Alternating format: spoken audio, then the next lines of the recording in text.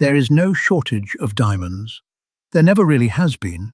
In the 1870s, when the mines around Kimberley in South Africa started producing, they produced so much that the men who owned them worked out something alarming. If they all kept digging and all kept selling, the stone they were pulling out of the ground would very quickly be worth roughly what a piece of pretty glass is worth. A diamond is only valuable if it is scarce, and a diamond is not naturally scarce. So the men who owned the mines did the rational thing. They stopped competing. And then, 60 years later, when they discovered that Americans still didn't particularly want to buy the things, they did something more interesting than that. They hired an advertising agency, and they invented a tradition. This is a story about a company that had a supply problem and solved it twice. Once by controlling how many diamonds reached the market, and once by controlling how many people believed they needed one. The first half of that is a cartel, and it is well documented. The second half is an advertising campaign, and it worked so well that most people who took part in it have no idea it happened. If you have bought an engagement ring or been given one, you participated in the outcome of a marketing brief written in Philadelphia in 1938. Now, the version of this story you have already heard is that diamonds are a scam. That version is wrong, and it is wrong in a boring way. So let us kill it in 90 seconds. Finding a diamond deposit is hard. Most exploration programs find nothing and are written off entirely. Getting one out is harder. At a typical mine, you are moving on the order of 100 tons of rock to recover a single carat, and most of what you recover is not gem quality at all. Cutting is a genuine craft. The same rough stone, cut well or cut badly, is worth a completely different amount of money. And the difference is the cutter. Grading, certification, insurance, security, a distribution network reaching every high street on Earth. All real costs, all delivering something the buyer actually receives. And the big clean stones, the ones over a couple of carats with no visible flaws, are genuinely uncommon. That part was never a lie. So the argument is not that diamonds are worthless. Anyone making that argument has not looked at a mine. The argument is much more specific and much more interesting. For most of the last 150 years, the price of a diamond has not been set by how many exist. It has been set by how many one organization chose to release from a warehouse. And the reason you wanted one in the first place was decided in a meeting in Philadelphia in 1938. That is the story. It starts with a stone a child was playing with on a farm near Hopetown in 1866. It gets identified as a diamond, and it is followed a few years later by a much larger one. And by 1870 there are thousands of men digging along the Vaal River. Then, in 1871, prospectors find diamonds inland, away from the rivers, in a low hill on a farm called Vooruitzicht, owned by two brothers named De Beer. The brothers sold the farm. Depending on which account you read, the figure was around £6,000, which was a considerable sum and also, in hindsight, one of the worst trades in commercial history. What was under that hill was not a river deposit. It was a kimberlite pipe, a column of diamond-bearing rock running vertically into the earth. It went down further than anyone could dig, and it was rich the whole way. Within a few years, the camp that grew around it was producing the overwhelming majority of the world's diamonds. The hill became a pit, and the pit became a hole several hundred feet deep, dug almost entirely by hand. Here is where the economics start to bite. The diggings were parcelled out as claims, each a small square, and the law limited how many any one man could hold. Diggers subdivided them, and subdivided them again, until men were working strips of ground a few feet wide, with a roadway of undug earth beside them. Then the roadways collapsed. Then the pit hit groundwater. Then it hit hard blue rock that needed machinery rather than a shovel. Each of those problems had the same answer, and the answer was capital. A man with one claim could not pump out a flooded pit. A company with 200 claims could. So the small diggers sold up, and the ground consolidated into a handful of hands. That is the first thing to understand. The cartel did not begin as a conspiracy. It began as engineering. Cecil Rhodes arrived at the diggings in 1871 at the age of 18. He had come out to join his brother growing cotton in Natal, and the cotton had not gone well. He did not get rich digging. He got rich renting out the steam pumps that other men needed when their claims flooded, and he used the money to buy the claims of the men who could not afford the pumps. He then went back and forth to Oxford for a degree while running a mining company by post. His rival came from the other direction. Barney Barnato was born Barnet Isaacs in the East End of London, worked the music halls, and arrived in Kimberley in his early 20s with a stock of cigars to sell. He started as a coppier walloper, one of the men who walked the diggings buying stones off individual claim holders, and he was very good at judging rough. Within a decade, he controlled the richest part of the central mine. By the mid-1880s, there are two men left holding the ground. Rhodes has the De Beers mine. Barnato has Kimberley Central, which is the richest part of the big mine and, by most measures, the better hand. And neither of them can set the price of a diamond for a single day while the other one is still selling. So Rhodes plays for the whole board. Move 1. He goes to London and comes back with money from Alfred Bate and behind Bate, the Rothschild Bank, and he buys a French-owned company sitting inside Barnato's own mine. Move 2. And this is the one to hold on screen. He does not keep it. He hands the French company straight to Barnato and takes payment in shares of Barnato's company. Read that again. He has just made his rival bigger. He has also just become his rival's largest outside shareholder. Move 3. He starts buying Kimberley Central stock on the open market, and he does not stop. The price goes up. He keeps buying. The price goes somewhere close to absurd. He keeps buying. And Barnato does the arithmetic that everyone watching has just done with him. He is going to lose control of his own mine. The only question left is whether he loses it as an opponent or joins as a partner. Barnato joins. In March 1888, the two combined into a new company, De Beers Consolidated Mines. It controlled the great majority of the world's diamond production, and it was structured so that it never had to compete with itself again. The founding document of De Beers Consolidated is worth reading because it is not the constitution of a mining company. It gave the company power to acquire tracts of land in any part of Africa, to govern territory, to maintain a standing force, and to annex land in the name of the company or the crown. Barnato objected to it on the grounds that it had very little to do with digging up stones.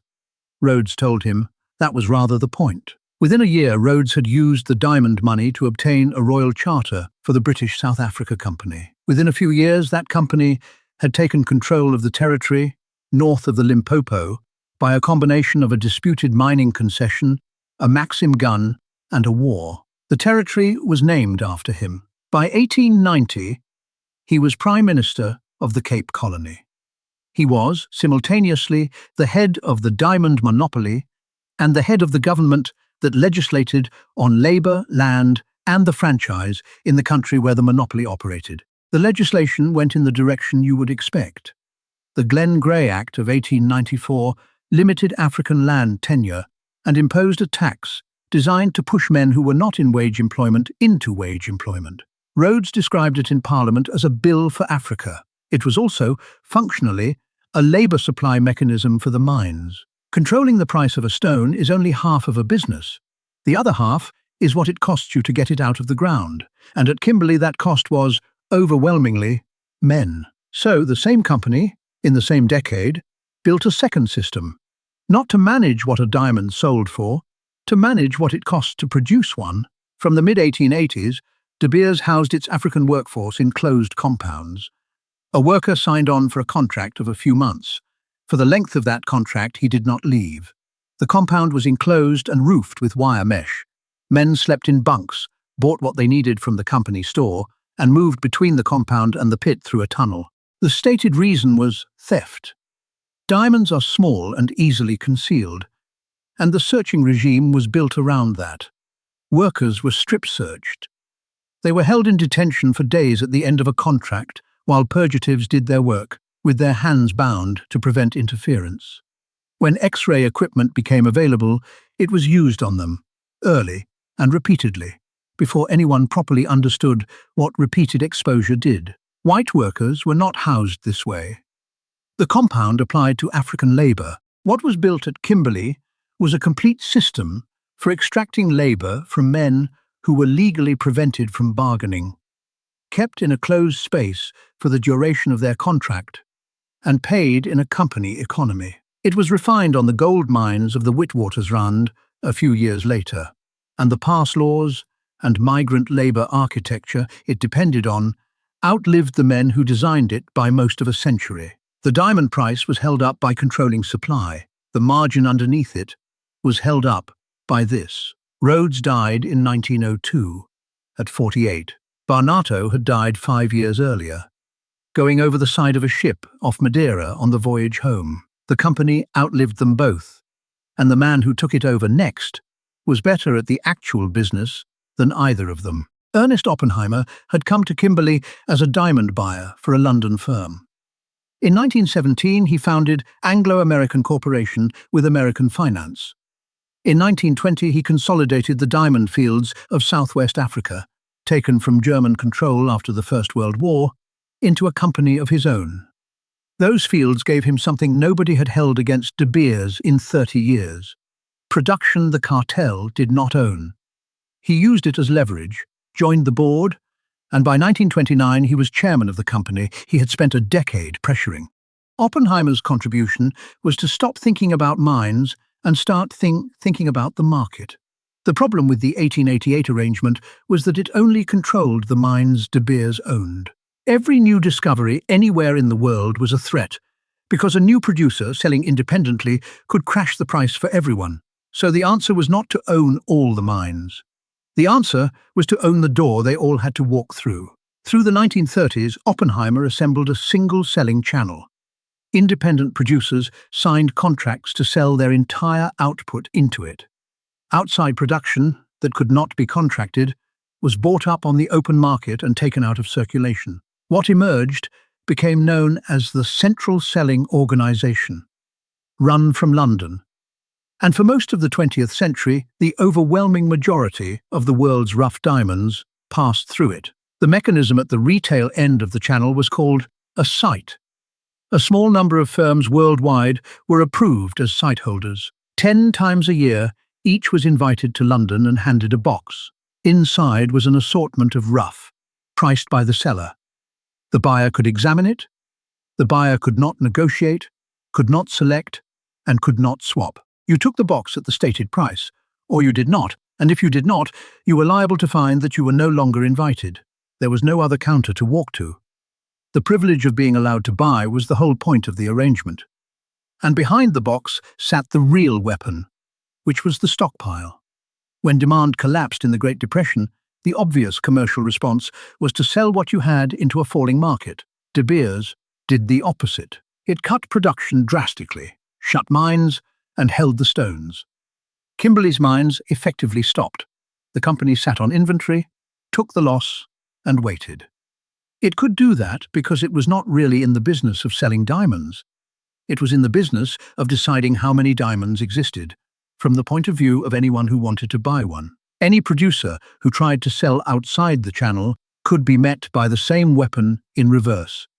Release stones of the same type from the stockpile, at volume, and the price of the defector's production falls until the defector reconsiders.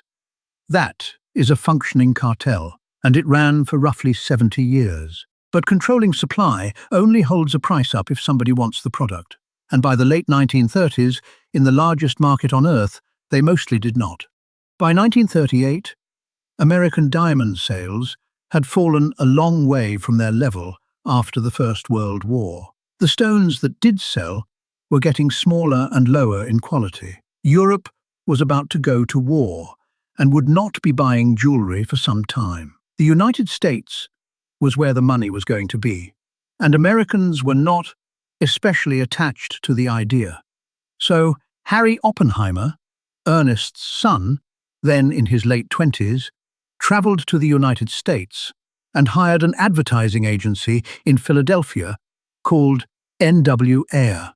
The brief was unusual, and the constraints on it shaped everything that followed.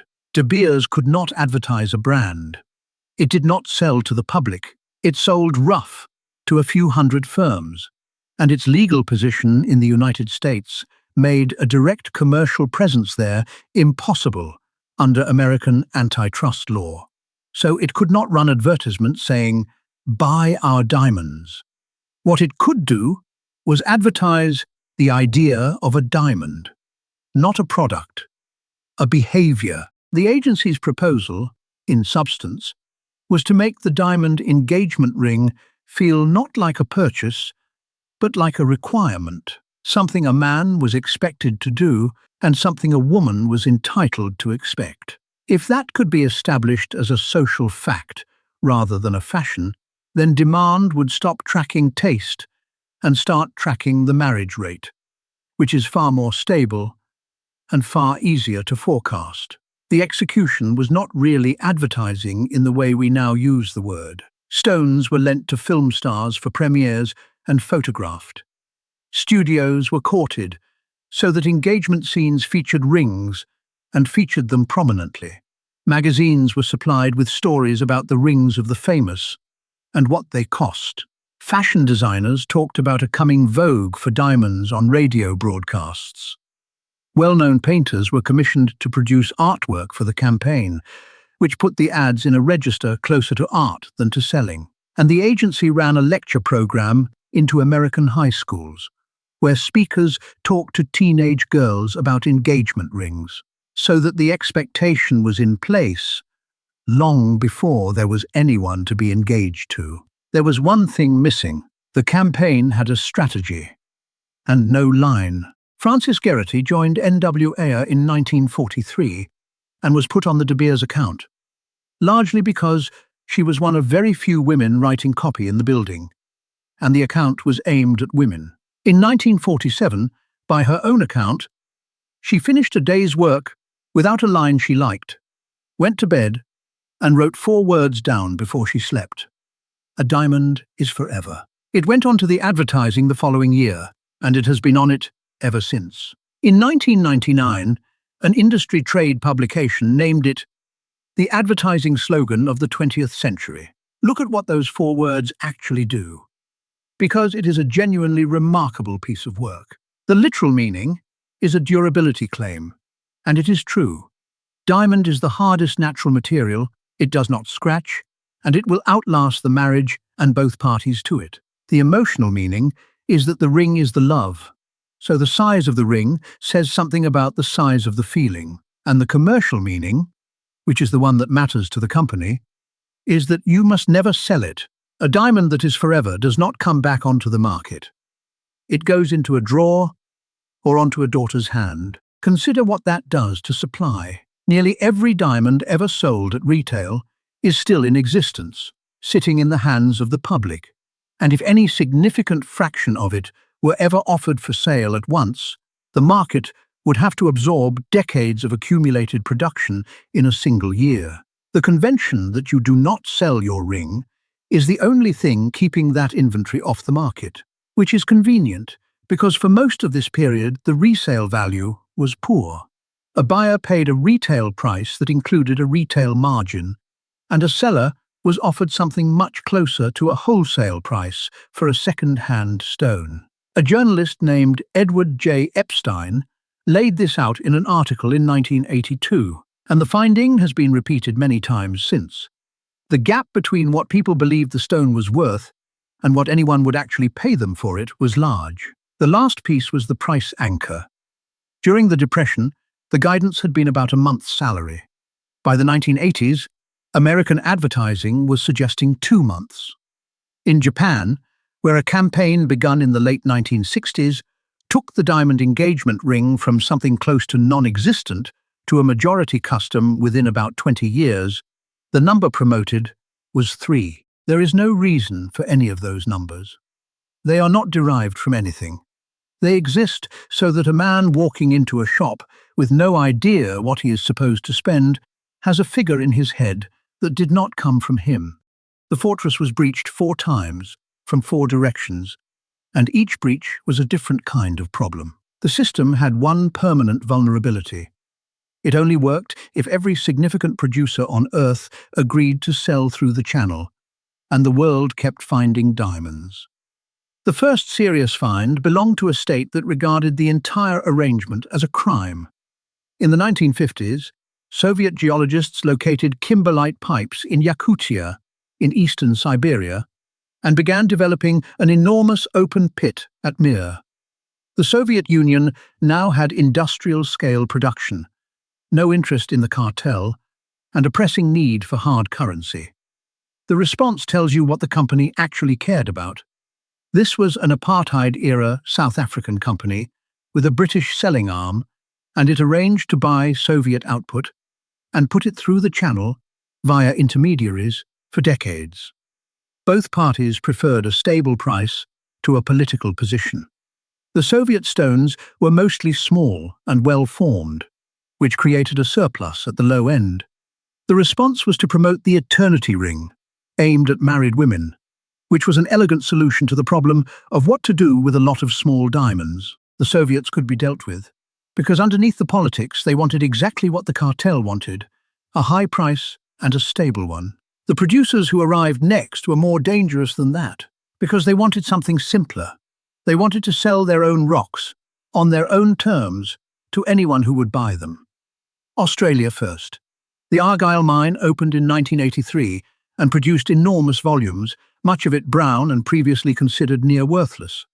The brown stones were rebranded as champagne and cognac diamonds and sold, and Argyle also happened to produce nearly all the world's pink diamonds, which turned out to be the rarest thing in the story. In 1996, Argyle stopped selling through the channel and went its own way. Then, Canada. Discoveries in the Northwest Territories in the early 1990s led to Ikati, opening in 1998, and Diavik a few years later, with producers who had no reason to join a cartel and every reason to market their stones on their own terms. De Beers had controlled something in the region of 80 to 90% of world supply in the middle of the century. By the 2000s, estimates put it below half. The precise figures vary by source and by what is being measured, so treat any single number carefully. Losing control of supply was survivable. What came next was not a supply problem at all. It was an attack on the one asset the company still owned outright, which was what the stone was supposed to mean.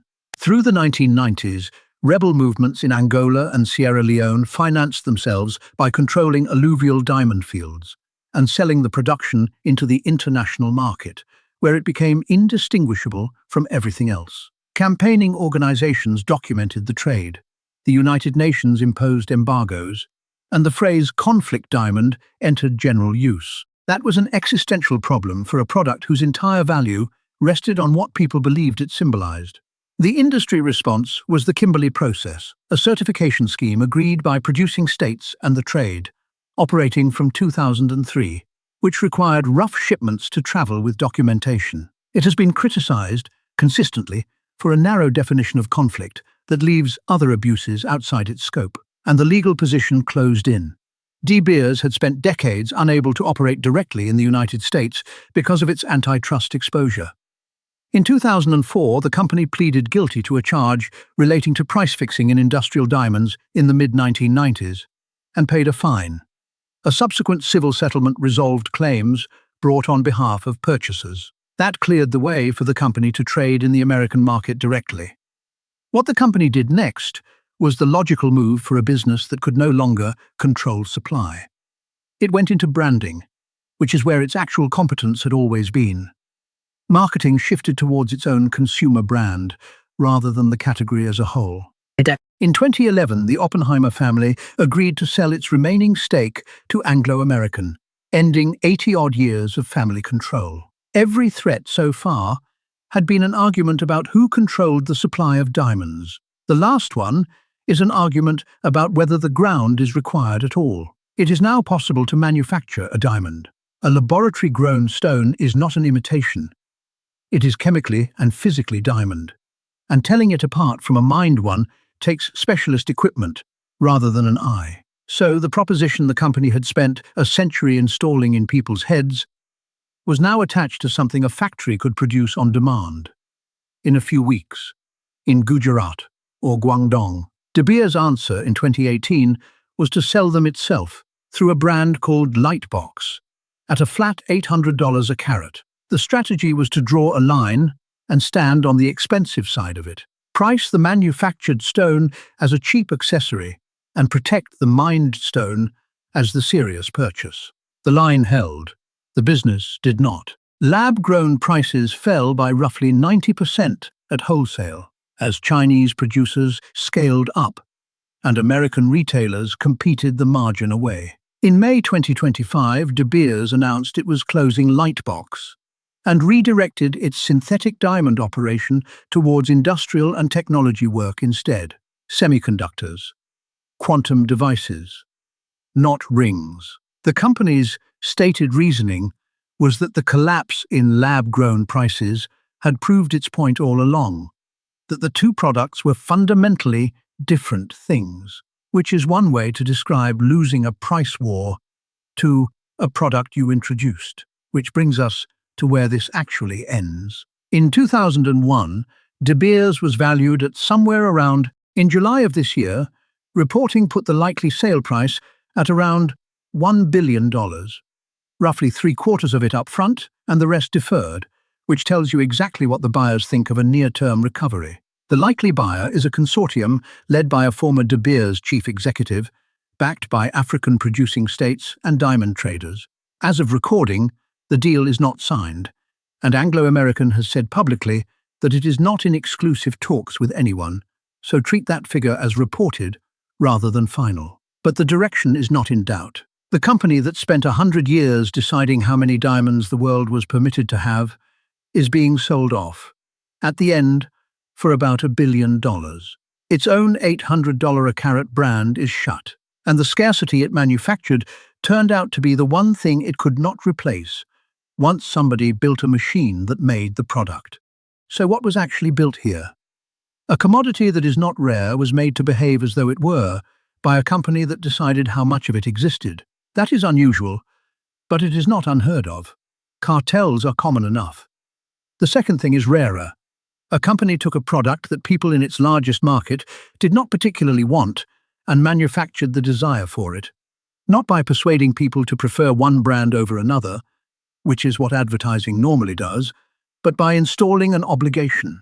It took a purchase and converted it into a rite of passage, and it did that so thoroughly that within a generation the custom felt ancient. Ask most people how old the diamond engagement ring tradition is, and they will guess centuries. It is younger than the aeroplane. In its modern form, as something the overwhelming majority of engaged couples do, it is younger than the Second World War, and it was designed. The genuinely clever part is that the campaign never asked anyone to buy a diamond. It asked them to believe something about love, and left the purchase to follow. That is why it does not feel like advertising even now. Nobody ever felt sold to. They felt like they were doing the right thing. Frances Geraghty worked at that agency until 1970. The line she wrote in 1947 has probably shaped more life savings in more countries than any other 4 words in the English language. She never married. A diamond is forever.